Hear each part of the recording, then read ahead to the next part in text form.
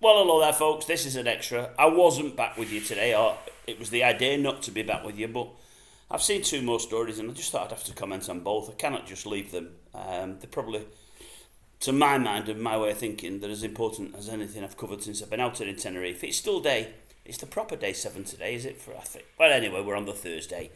And I've seen a couple of stories today, as I say. I just thought I'd have to comment on. I don't want to leave them till tomorrow and or forget about them. First one is this one we covered the other week. Is it Roisin Murphy, her of Moloko fame? You might have heard she said something the other week about puberty blockers to young children and how she felt they shouldn't be given them at such a young age. The trans lobby absolutely annihilated her, battered her.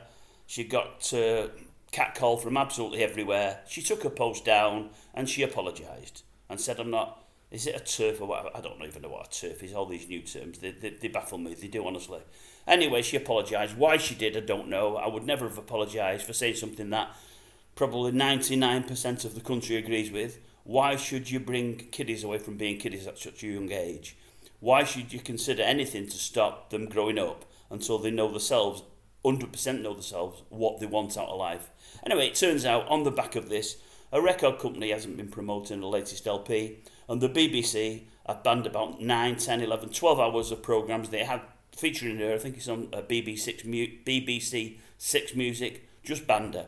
That's the BBC, the bastions of free speech. Absolutely unbelievable, upsetting, and just downright wrong. But until somebody gets a grip, things ain't going to change. They're getting worse, and they're going to get a hell of a lot worse before they get better. And my worry is they won't get better at all. Anyway, on that score, don't worry about that. I'll always be shouting from the rooftops about it. I've not got a clue, as I've said in the past, what sex you are, what colour you are, what religion you are, what sexual preferences you may have. If you want to turn from this to that or that to the other, I don't care. None of it matters to me.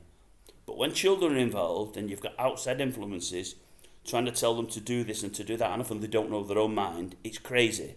When you've got people, firstly in America and now in GB, having children and dressing them one day as Peter and the next day as Mary and vice versa, and playing with Action Man one day and Barbie doll the next day, is it any wonder kids are growing up confused and don't know whether they're coming or going? It's absolutely bloody crazy, and it is getting worse. Anyway, I will always have something to say about it till the day I die, because it's wrong. It's really, really wrong.